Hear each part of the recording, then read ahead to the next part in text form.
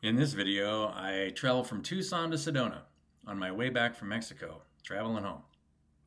I find a pretty cool camp spot to hang out that night, and the next morning I go out to Devil's Bridge, hike Devil's Bridge, and then in the afternoon I go out to Slide Rock before I start heading north towards Monument Valley.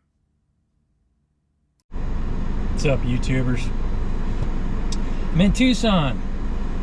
I just started uploading a video and we are gonna head to Slide Rock State Park in Sedona. So yeah, I got out of the border. I didn't do a time lapse of all the way from San Carlos back to the border because it's like, what was the point, right? I did find my Atari t-shirt in my bag, which last night, which I had forgotten that I even lost. I don't know how long it's been buried in there. It was just rolled up, all stuck all the way to the bottom of my backpack. I got a Polaris backpack, a snowmobiling backpack that's got like 10 pockets. And so I found it just jammed in the bottom of one of my pockets. It's like, yay! So yeah, we're heading up north and enjoy the time lapse from there.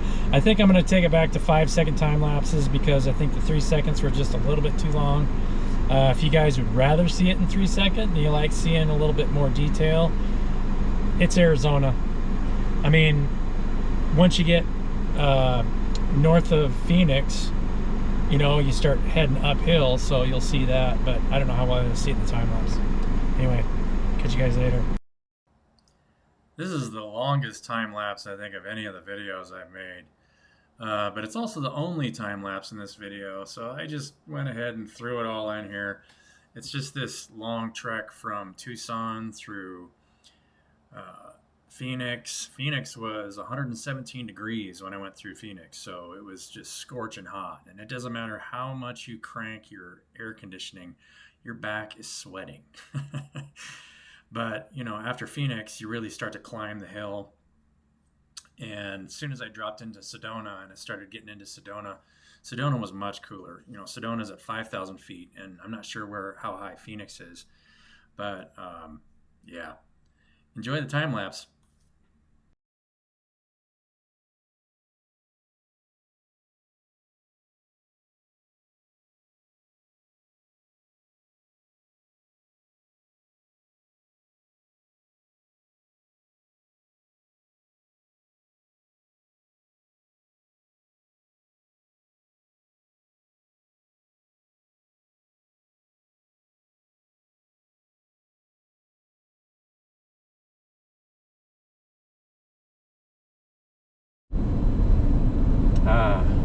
Getting off the oh wow, it's beautiful.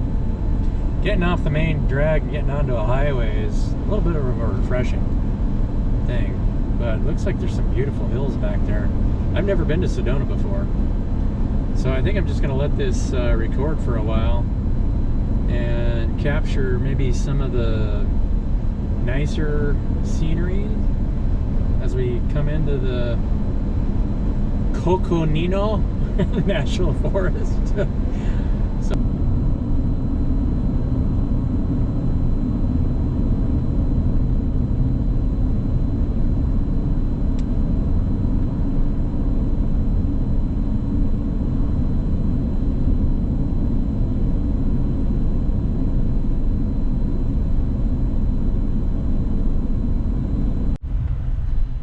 my camera shut off again, so I missed quite a bit of scenery.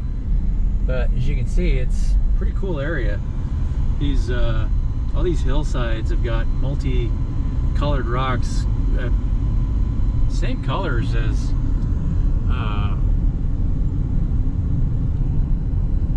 Red Rock out in Las Vegas, but it's a little greener. It's wetter for sure. But I think I'm just gonna shut the video off here and wait till we get to the slide. We got a spot. We got a spot. Already set my cot up. And there's a picnic spot, which probably you won't use. Probably heading to town and just go sit at a cafe somewhere, or go meet the locals. Go meet people. You guys can see my setup here, all my stuff. I always bring a cot and the ability to sleep in the car if it's raining. And then I don't know if I've showed you guys this yet, but I hang this on my wet shorts, which are now dry. Put a strap on the back side of the car here, and so I can hang up clothes, hang my lamp. Probably get that out tonight, but this car is just barely big enough for me to fit in. And I can sleep in here, but it's much more comfortable if you're just outside on a cot. And I really doubt it's gonna rain. And if it did rain, probably won't rain much. I'll have to look at the forecast, I guess. Let's go check out the swimming hole. That's what I want to do.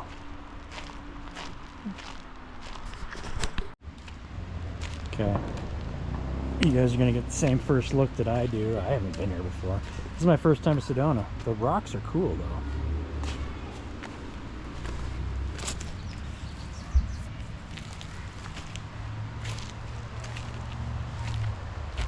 You hear kids playing.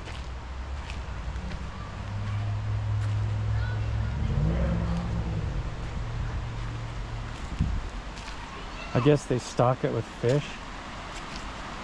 These little trout. And the temperature's not bad. It's probably, I'm guessing it's maybe 95. It doesn't feel that hot though. It's mostly in the shade.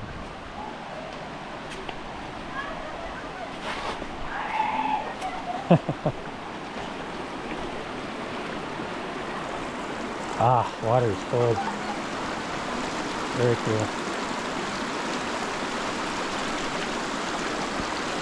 I think maybe in the morning we'll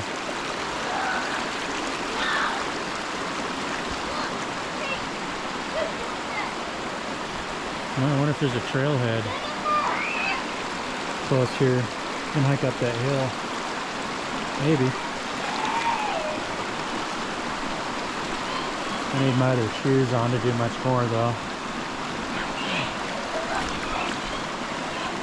Don't think we'll videotape the children, just to give them their privacy, not knowing that they'd be on a YouTube channel. Beautiful. Okay. Starting the day at the Devil's Bridge trailhead.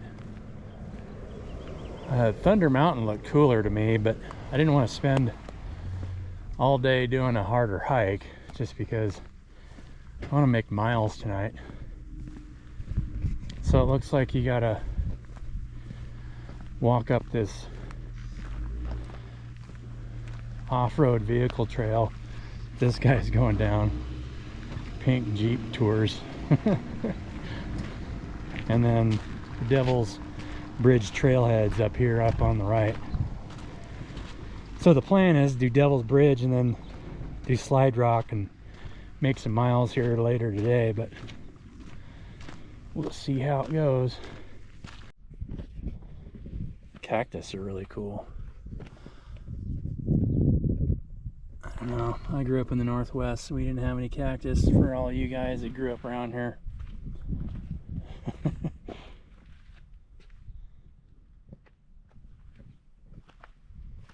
Taste the old El Paso. Taste the old Southwest. Is that a Pace Picante commercial? Or I can't remember. I don't know. I passed the Pink Jeep Tours guy. He was the mechanic. He was just testing out a new Jeep. Driving by. Chatted with him for a while. Mechanics like to talk about their stuff. It's good, right? But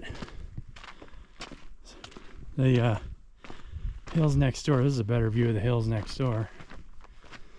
Anyway, I asked him, I said, how do those things hold up? He's like, not very well. They break all the time. They put 1-ton axles in the front, and the whole back end is made for carrying people. So you put 1,000 pounds in back and you're going over all these rocks and it just tears them up.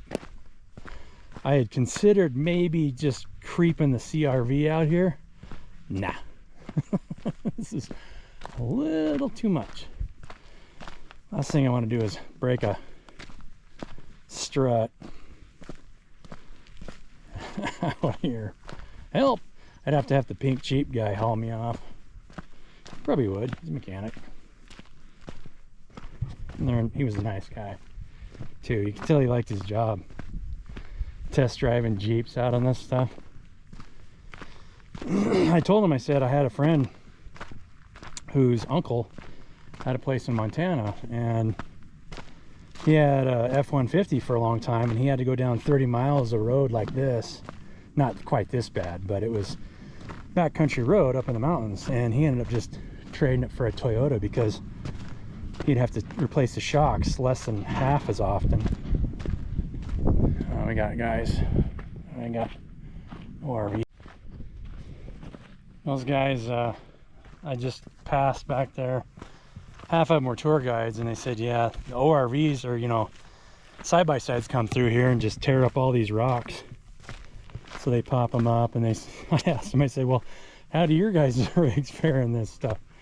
He said it's a constant job of fixing broken axles and repairing suspensions. Pretty funny. I wonder what the cost overhead is, or how much it is for a ride, what the profit margin is, what the upkeep and maintenance costs are compared to all that stuff. And there's a couple of personal rigs coming by, brand new Dodge Rams. What else I see? There's a couple of new rigs that I would not bring out here, you know, unless you just got money to throw at suspension parts.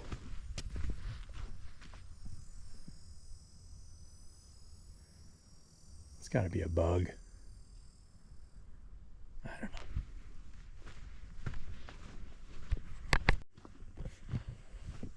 Well, we're at the crossroads. Starting to wonder. This place is like a theme park. I don't know how many ORVs I've gone by. Devil's Bridge Trailhead. Let's do it.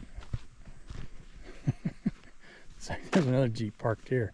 It's probably somebody hiking this thing. Yep.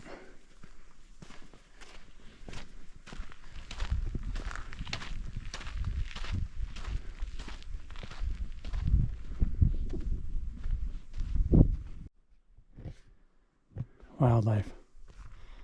Birdie. Come here, buddy.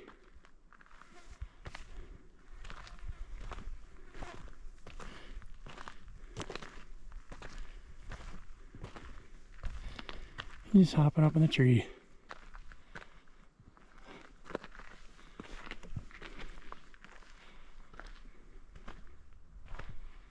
Look at the way the rocks are on this corner. Just kind of went through a step. Almost look like they were laid. Wow. It's kind of like it got sent flat. You can see on the closer to the hill here.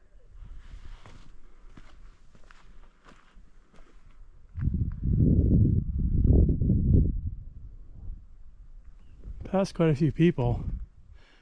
The last bunch looked pretty miserable. Not everybody. Some people were happy talking. Boy, there was a group of 8 people that just looked like they did not like it. Made it. Pretty sweet.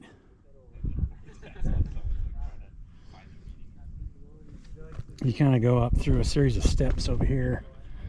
Pretty steep. It gets a pretty steep climb here at the end, but it's flat most of the way until you get about down here, and then you kind of climb this hill. We got people up here enjoying the shade after the hike.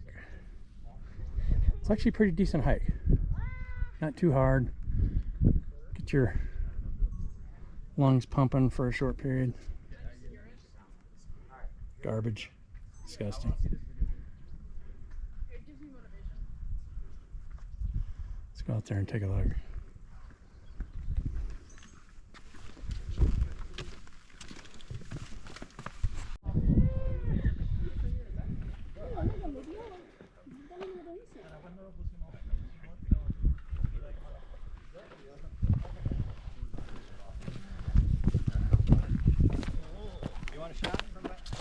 Oh, I'm all right. I can set my camera up here and walk out there too. All right.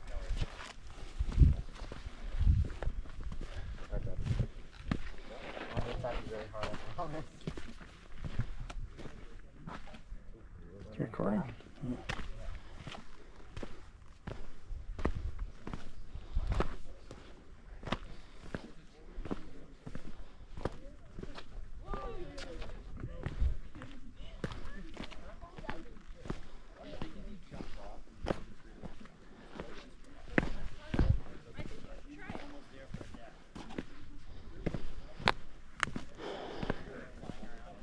There's a crack.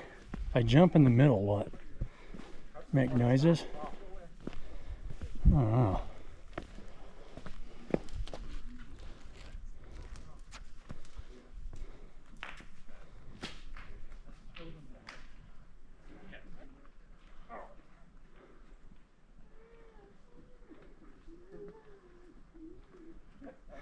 I guess those are houses out there. Maybe it's a visitor center? Not sure. They look like houses.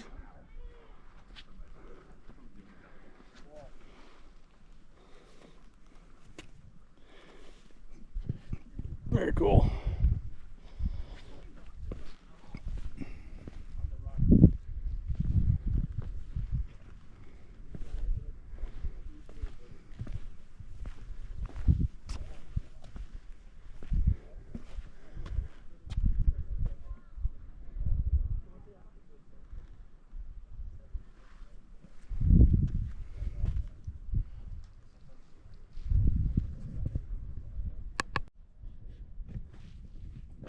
This stuff looks like an igneous rock. You know, this is like hard stuff. It doesn't look like any kind of sandstone. It looks like, you can see where they, I mean, even this corner, how long did it take for them to wear it down to that?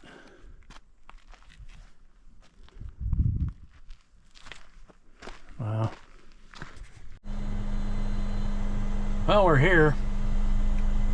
Slide Rock State Park. It says the parking lot's full. It's 11:30. So for those of you guys coming to Sedona and wanting to hike in the morning, I recommend getting out and hiking around. If you get out by 6:37, you're in pretty good shape. You know, you can get out, well, depending on the trail. I just went up, as you guys saw, I went up Devil's Bridge.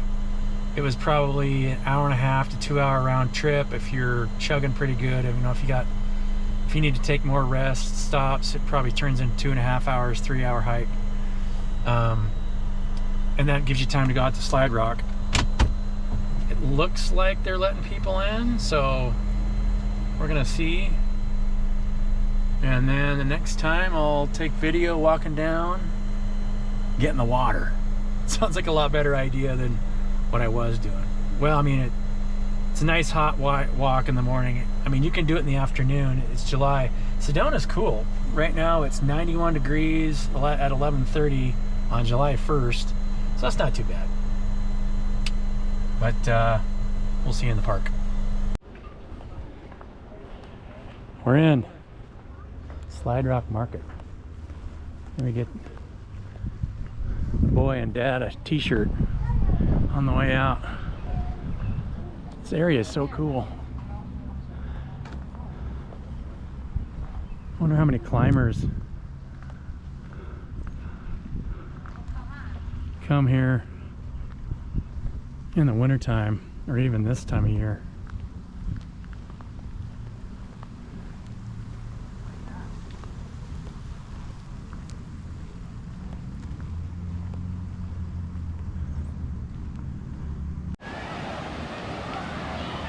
There it is. Operation 1 is getting in the water.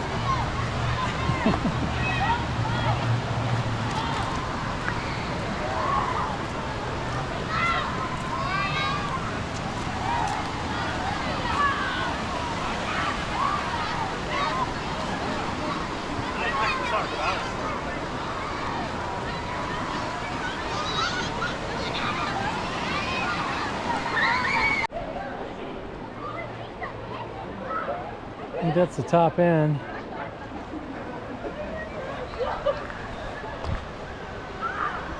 That's the official slide. I think these people are all waiting to slide.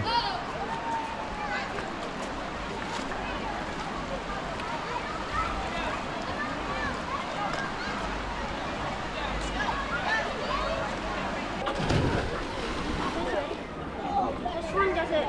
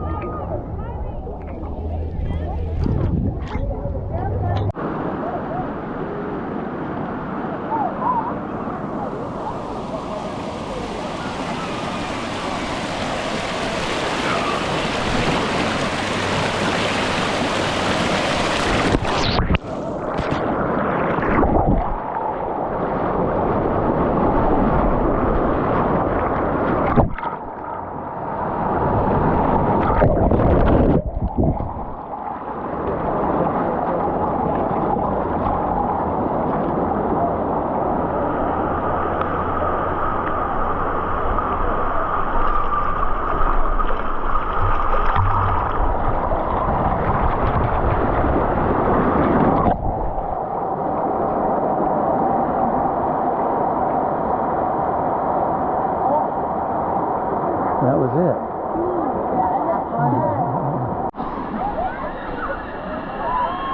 That was pretty fun. Safe for kids.